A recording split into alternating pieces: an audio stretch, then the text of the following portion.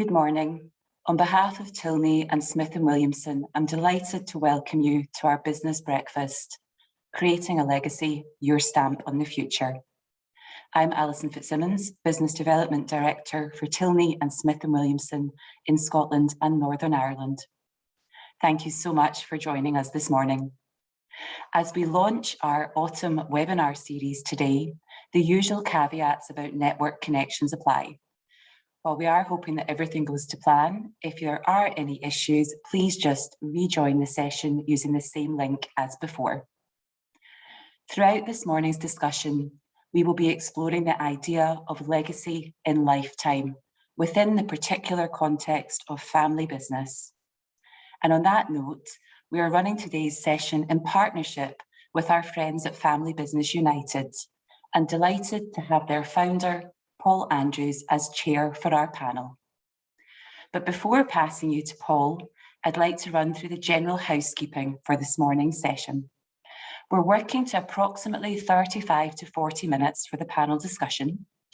And as always, we're keen to hear from you throughout and inviting questions and comments, which we'll aim to deal with in the Q&A section at the end. If you would like to ask a question, please use the Zoom Q&A function. This also means that in the event that we run short of time, we will be able to follow up any unanswered questions directly. So as always, we do need to highlight the important information in relation to any of the financial planning content that's discussed this morning. This webinar is not a personal recommendation to take any particular course of action. If, of course, anyone on the call would like to speak to one of the Tilney and Smith & Williamson team in relation to their own personal financial planning or that of their clients, then we would be delighted to hear from you afterwards. Now it's time to take the slides away, and thank you all once again for joining us this morning. I'd now like to pass you over to our chair, Paul Andrews, who is one of the top 100 family business global influencers and of course founder of Family Business United. Paul is going to introduce us to our panel. Over to you, Paul. Thanks, Alison, and good morning, everybody. My name is Paul Andrews. I'm the founder of Family Business United, an organisation set up to champion and celebrate the contribution that family firms make across the UK. Just for those of you that don't know, there are about 6 million family firms in the UK today, and they employ about 12 million people. So make a significant contribution daily to the life running and the way the business economy runs across the UK today. The past 18 months have been difficult for many of us, and many of us in terms of family business, but it's forced some changes, and it's really good to be able to have conversations and honest conversations. And one of the things we've talked about in the last year, more than ever before, is legacy, and what legacy means to the family business community, the broader community, and what's left behind. In terms of the family business context, legacy is that link, the link between the purpose of the business, the core values, and the effect of multiple generations on those businesses and what they leave behind. But there's a lot more to it than that. And I'm delighted today to be joined by a great panel to discuss the role of family business in the economy, the topic of legacy, and what it means to the people around the country today. And more importantly, how legacy can be influenced and determined during our lifetime. So firstly, I'm delighted to be joined by Jacqueline O'Donovan, Managing Director of O'Donovan Waste Management in London. Good morning, Jacqueline. You're on mute, Jacqueline, pop it. That's morning, brilliant. Paul. Morning, Jacqueline. Can you start just by telling us a little bit about your business and your role in the business today? Yeah, so O'Donovan Waste Disposal is an independent waste management company based in London. We've got 6 sites over the London and the South East area. We've got 100 HGVs and we employ 185 people, and I'm the managing director and the only female managing director of a waste management business in London. That's fantastic, and fantastic for your role. And I know you do a lot to champion women in business as well as women in your sector. So congratulations on being the only one. There should be more, and hopefully with some more coming through in the years to come. How did you get involved, Jacqueline, and how did it all start for you? My start wasn't the usual start. I've never had a job interview. I've never had to have a CV. Unfortunately, at the age of 17, my dad died suddenly, which was 36 years ago, Sunday just gone. And I'm the youngest of 4 siblings, and it was a case of all shoulders to the wheel. So the time I was 19, I had naturally fallen into the space of managing director, and my other siblings fell into their roles. And I'm pleased to say this far down the line, we're still all in our roles and still all working quite happily together.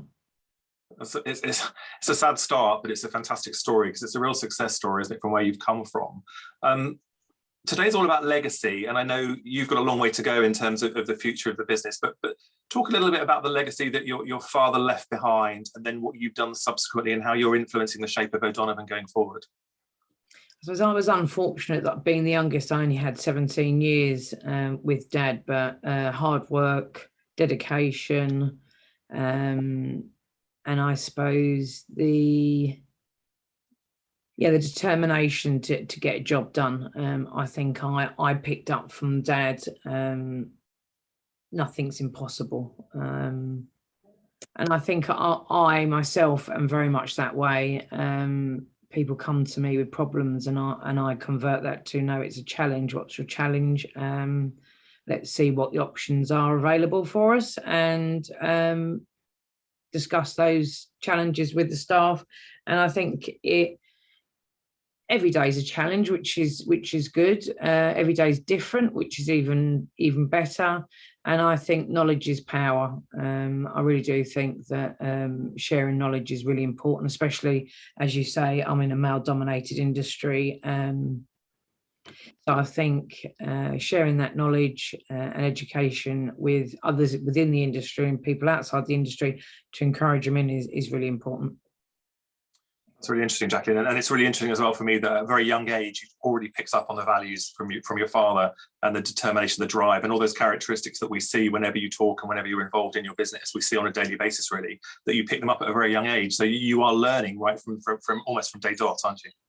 Yeah, without a shadow of a doubt. I mean, I literally wasn't long out of school when Dad passed away. So, you know, I hadn't embarked on my working life, and nor did I think it would be in this industry. I mean, I absolutely love my job. I couldn't do it if I didn't love it. I absolutely love every day of it. And my life is my job and it is my passion.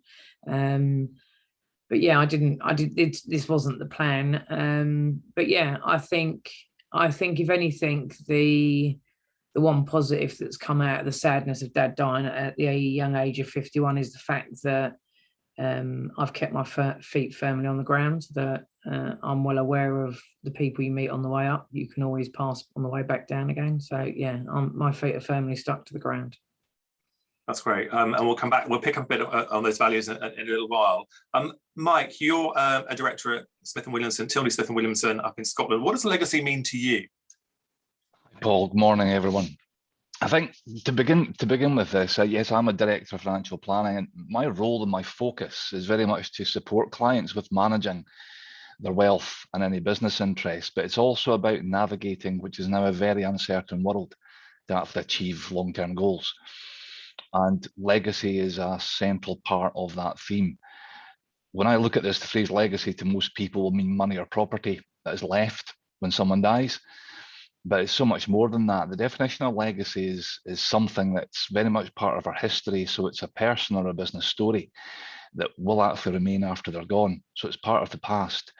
But it can also be a situation that could have developed as a result of past actions and decisions made that then impacts and moves into the future.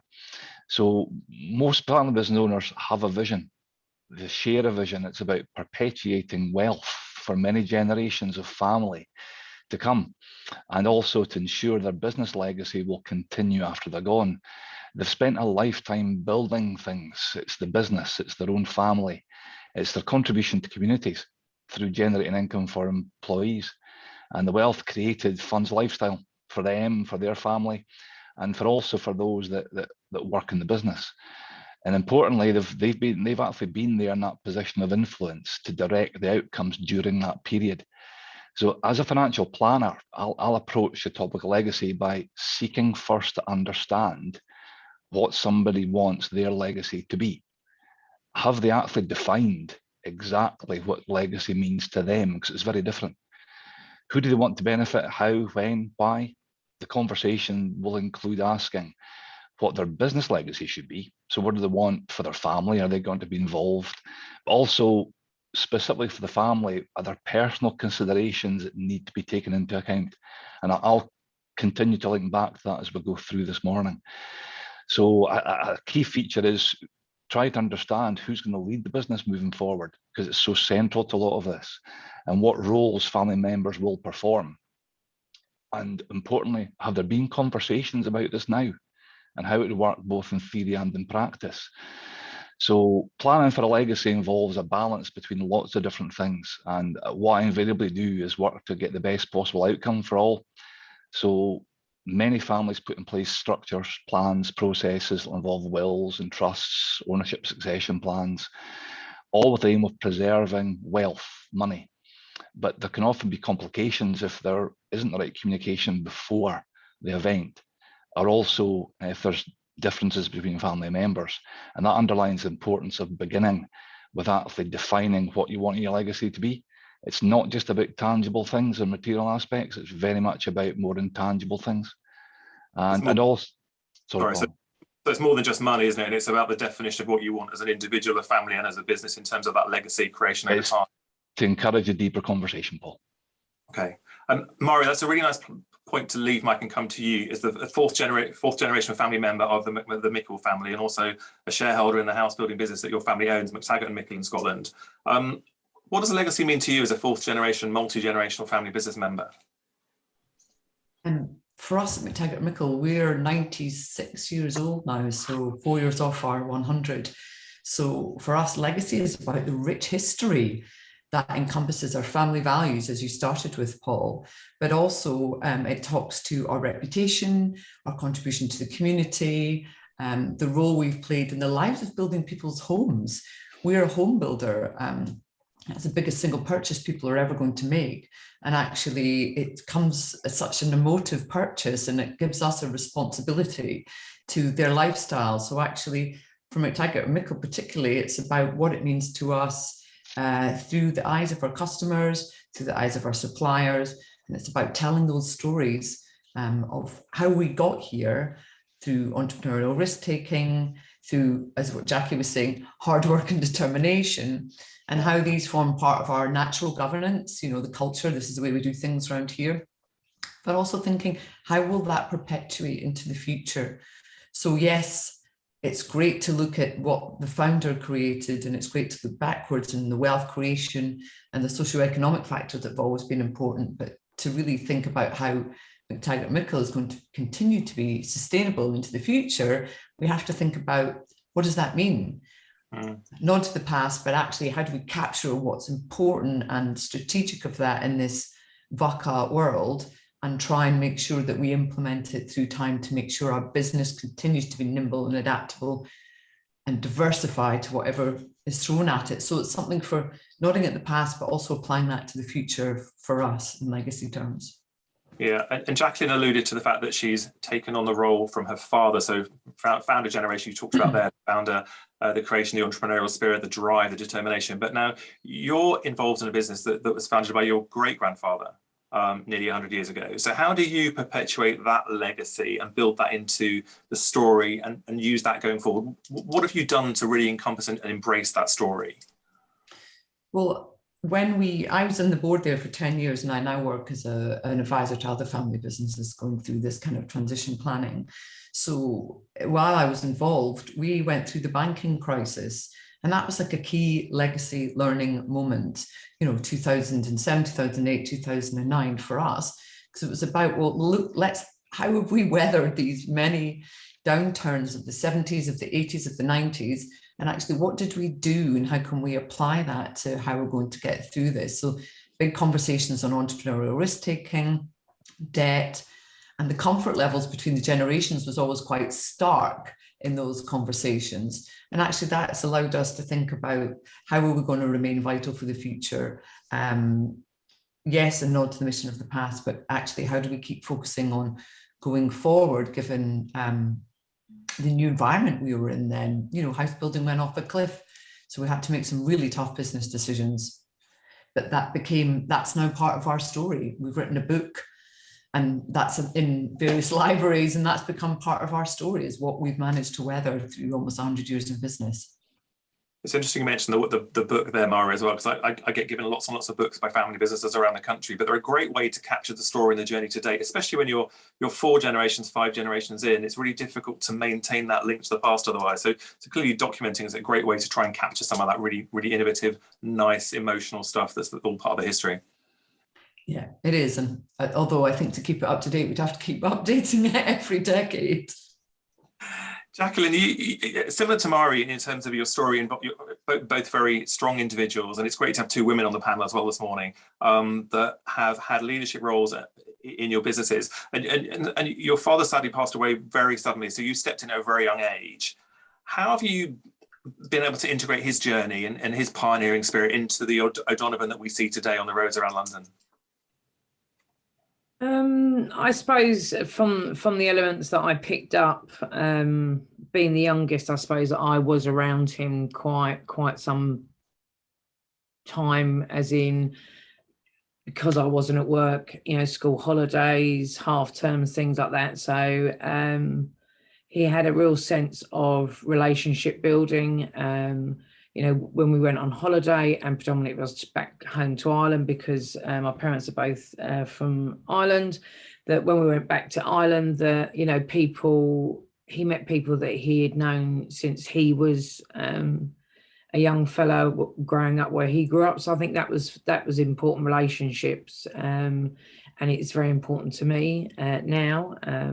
And still, because I think any business acquisition or any business deal, anything within business, even with staff, is no good unless you have some sort of a relationship. I don't see people as numbers. I don't see clients as numbers. I think that's quite important. So yeah, the relationship building was the biggest thing. That and keeping my feet on the ground. He was very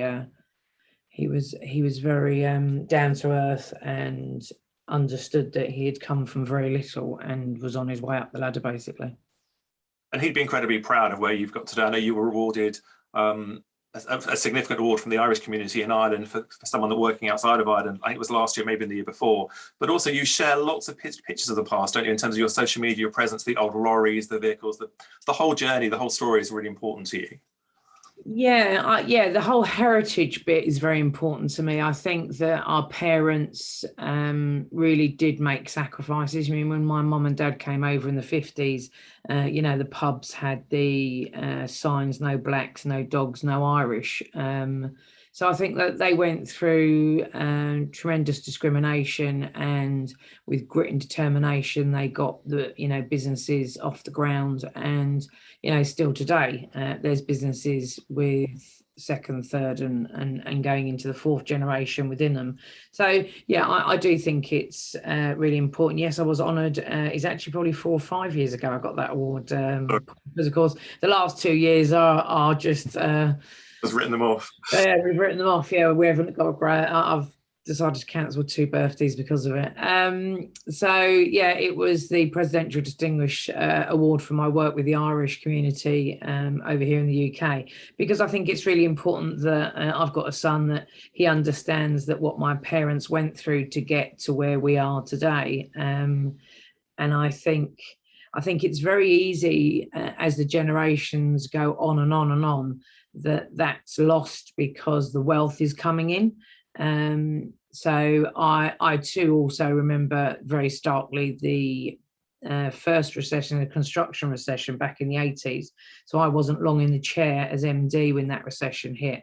And I think it was great grounding for me at my young age to have to I suppose maneuver the ship through those stormy waters, but it's very easy, and it would be very easy to keep that sort of information from the next generation, because what do they need to know about it? Well, that they do. I think they do need to know about it. I think it's really important that they understand that it's not all a bed of roses. And I think for family businesses, that's quite hard to get that ingrained in the generations as they go down, as the company becomes wealthier and bigger. I think that's a bigger challenge for the old ones in the family tree. Yeah, I'd agree with you. Totally agree with you. And Mike, legacy, it's not just something that's left behind, is it? You heard from Jacqueline there talking about community involvement and giving back, and that's outside, families give back outside of the business as well as doing stuff within the business. So legacy is a big topic. We kind of heard a little bit about the kind of the personal, the family, and the business, but is there more complexity to the conversation than that? Well, I think it's been very interesting, and thanks to both Mairi and to Jacqueline for sharing those stories, because there's a few themes that came through there.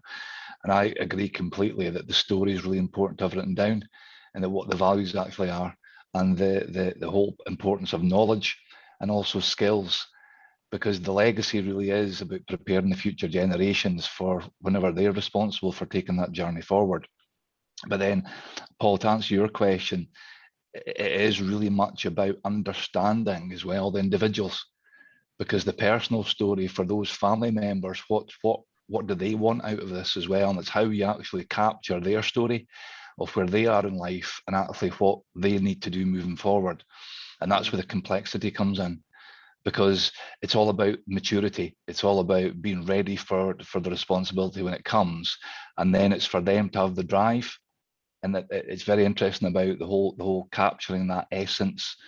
And part of the legacy building is actually just about pacing with family members as well, and about other individuals, and getting a bit of harmony to work, get things working in synchronization together, all towards that shared value and shared goal. And that's really just about conversations. And very much it's taking a step back, just like the business story is being created, create the story as well for the individuals in the family itself. Try and see where they are. I think in the last year and a half as well with the pandemic, we've had more people having time. Once we got over that initial, oh my God, my business, I don't know what I'm going to do, and the firefighting stage, there was a little bit more time to reflect.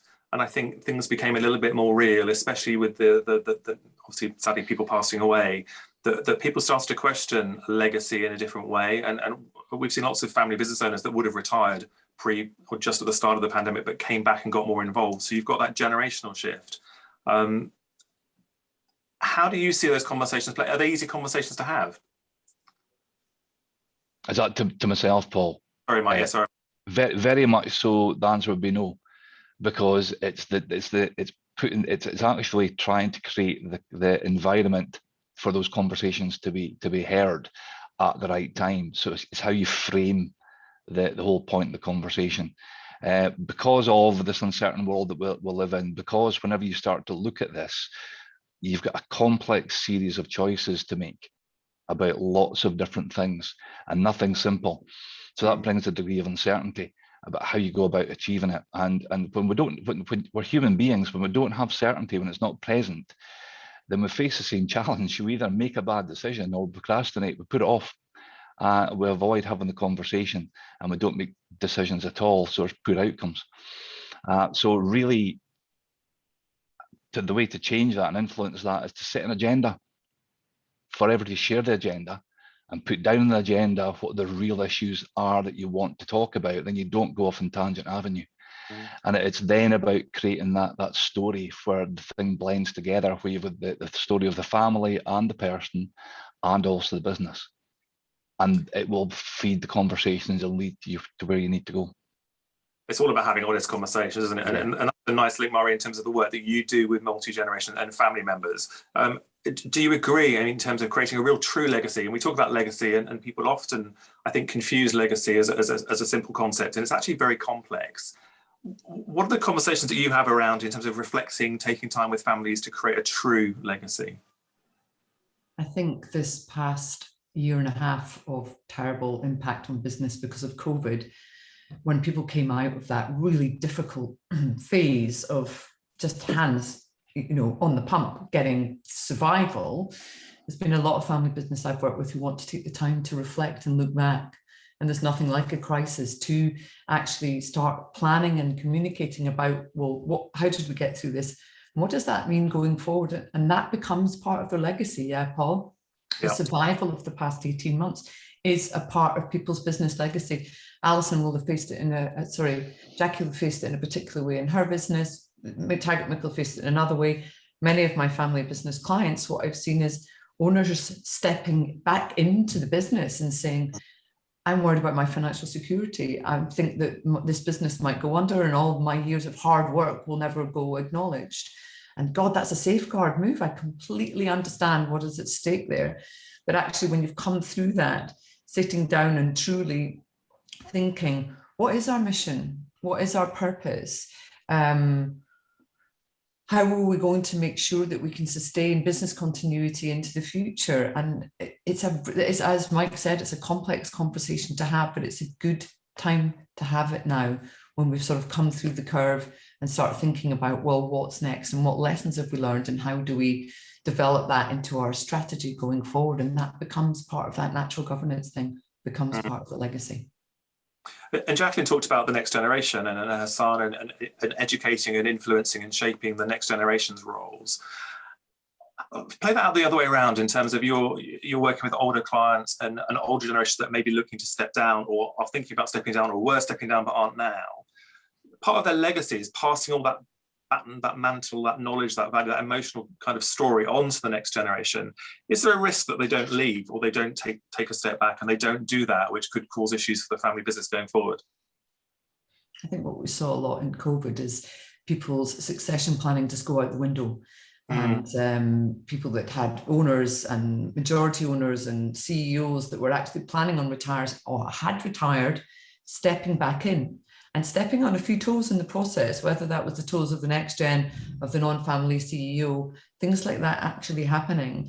And I can understand, we all know why that happens. So I think, yeah, I've seen lots of impacts on succession planning. I've seen buyouts that have been gone badly because the money's dried up that would make that transition, that business transition affordable. So yeah, I think there's been a lot of impacts, particularly on the older generation. Well, everyone's been impacted, but the older generation from that point of view of sustaining financial security from themselves and also the wealth that they've perhaps created and how that would flow down, and that's perhaps no longer the case. So it's been very stressful, I think, for older generation family members to decide what their role is. Yeah, no, I'd agree with that. And Mike, have you seen the conversations change over the last 18 months as a result of the pandemic in terms of legacy and your family business clients? Most definitely, Paul. Most definitely. I think it's because Mairi, just to pick up on the point you've made there about that feeling that security has been challenged, it's very much brought a lot more things. So it's higher up the agenda. People are far more prepared to talk about their own mortality now than they ever were. We've got a very Victorian society still where death just isn't talked about. And the conversations about what's going to happen after I've gone tend to be quite generic and everything's going to be okay. We need to have specific conversations. And I've seen a lot more people actually wanting to meet, particularly just to talk about that one thing alone. And that's what's changed. People have actually looked and saw their own mortality and began to doubt, have I got everything ready? Or anecdotally as well, they've heard stories, or even more unfortunately, they've actually had direct experience of losing somebody and seen the effect that's actually had. And that'll be within the network of other business owners. We've all seen that. We've all seen it through the years. And this global pandemic has just brought that back into the forefront of consciousness, which helps having the conversations, because it becomes an easier one to have if everybody's wondering what if. And that safeguarding is so very, very important. Yeah, I'd agree with you. Jacqueline, a question that's come in from one of the audience is you've talked about sharing knowledge in terms of building intellectual capital, and whether the legacy is written down or spoken. Obviously, it's key for the next generation to understand the sacrifices that have been made by those before them. How do you make sure that, I mean, you've talked about your son and what you've done to try and help, but is there anything more that family business owners broadly should do, not necessarily in your context, but should do to try and help share that intellectual and emotional capital and the story that's come through the generations? Well, I think speaking about it is the key. I don't know. I have always spoken about that if the 83 bus gets me, this is what I want to happen. And I think the earlier that conversation is had, the better. I don't know if it was from losing my dad at the age of 51, why I'm that way. I'm probably the only one out of the four of us that speaks that way. But I understand the amount of knowledge and experience that I'm holding up here, that if the 83 bus does get me, that everybody needs to know how they should or what they need to do should I not be there. So that's why I think it's really powerful sharing that knowledge, and I share knowledge every single day of the week. There's not a day that doesn't go past that I don't walk past a member of staff and share something with them because they're struggling with something, or someone's looking at me strangely thinking, why did she do that? And I explain why I've done that. You mean to the point of I've explained so much to my son, he actually thinks I've got an illness and I'm keeping it secret. So I'll probably have to stop sharing so much with him. But yeah, I'm just a firm believer in that knowledge is power, and the more that you speak it, the easier it is for everybody around you whilst you're still here and when you leave your legacy. Yeah. Is there any symbolism in the number 83? No. I don't use buses, so no, I don't know where the number 83 goes. I think knowledge is power, and I think what I love about your story is that you're not precious. You're an MD of a great business and you're pioneering in what you do, but actually you share everything. And actually it's a really good mantra for others to take away, is actually don't be too precious about what you know and keep it to yourself. There's a bigger world out there, and whether you've got tonsillitis or you're just off on holiday for a fortnight, the business has to go on without you being there. So I think it's a great way to live and run a business. We're coming towards the end of the session now, Mairi, and in terms of the conversations and what advice would you give to especially the next generation that are looking to the future, maybe want to capture some of that essence that's gone before them? What sort of conversations would you suggest they start having and how can they have those conversations? Where should they have them? Well, firstly, I think that Jackie's son will come to a point that he will be very grateful for all that she's shared, because you're making it a living legacy. You're capturing what your dad did, and you're helping to transmit those values like a golden thread on right through the business, and make sure the business and him keep delivering that. And so he, as a next gen, I think there's that. I think there's asking questions. If you haven't got such a proactive mum, ask those questions of the oldest living family member. Really, who, if they're not the founder, find out what they knew of the founder. Why was the business started? What was the early ambition? What difficulties did the business encounter in its early days? Why did they want it to continue to the family? How was it when you joined? All of these questions, because we can make assumptions that it's been plain sailing, but typically it's not. I've worked with some of the best known family business brands in Scotland and then found out that actually people that are now running them in their 70s at aged 18 never wanted to do that, but they felt obliged. And their children never knew that. So actually a big part of this is teasing out those stories, because they colour that person's entire career. So I think it's really important for next gen to be able to understand what went before, and as Jackie said, the sacrifices. But also what I've seen more of in this past 18 months, it's encouraging, is older members letting next gen get their hands on the tiller earlier. So people have had an opportunity through crisis to step up. And that has been fantastic. I've seen more succession planning shift because of that, because there's been so much crisis that actually the next gen have stepped up and said, okay, I'm ready to be taken seriously. I want to be part of these key decisions that are being made for the business to continue. So I would say, don't be afraid. Don't be afraid of stepping into those difficult conversations. If you feel you need to ask permission, do. If you don't, just show up and make sure the value you bring to those decisions is understood. I agree with you completely. And I also like the fact that Jacqueline referred to it earlier, that you love what you do. You have a passion for what you do. You couldn't do what you do without it. And it's kind of the way I live my life, is I love what I do. And I think actually, in order to create a living legacy and build on a legacy that's gone before, you have to love it, don't you? You can't just do. Sorry, Jacqueline, that was aimed at you. You just have to love it, don't you? Yeah, no, you can't do it. No, you mean you have to have a passion and a drive for it. I've only got one son. If he doesn't want to go into the industry, then I'm not gonna sulk about it. He's got to make his own choices. Unfortunately, I didn't have a choice, hence never having a job interview. But you know, I don't regret any of it. You know, it's given me the lifestyle that I've got. It's given me friends that I would never have met, relationships, whether they be business or whatever, that I would never have come across. And it's given me a platform, I suppose, to encourage other women into a male-dominated industry. Although when I was MD at 19, I didn't realise it was a male-dominated industry at that stage. But yeah, you know, I don't regret one day of it. I absolutely love it, you know, and the day that I don't is the day that I don't bother getting out of bed to go there. Yeah. Yeah. And one last question for you, Jacqueline, in terms of the future and a long time away, but what would you like your legacy to be? What would you like to be remembered for? What would I like to be remembered for? Being a great leader, being fair. I think that's really important, that you listen to people as well as give out instruction. Knowledge, sharing the knowledge, having an open forum. I think people should be allowed to say what they think.